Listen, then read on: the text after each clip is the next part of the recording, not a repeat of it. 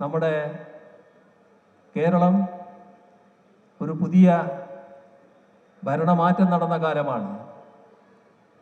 പുതിയ ഭരണത്തിൻ്റെ പ്രവർത്തനങ്ങൾ ആരംഭിച്ചതേയുള്ളൂ.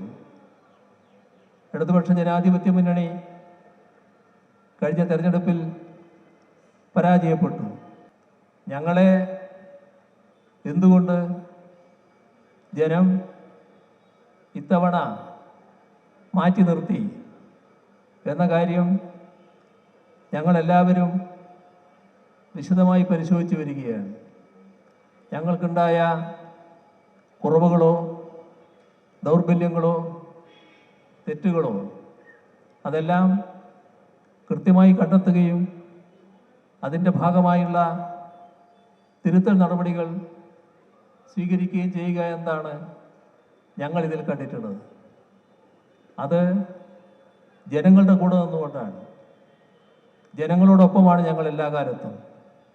അതുകൊണ്ട് തന്നെ LDF ശക്തമായി തന്നെ തിരിച്ചു വരും എന്നതാണ് നാം കാണേണ്ടത്.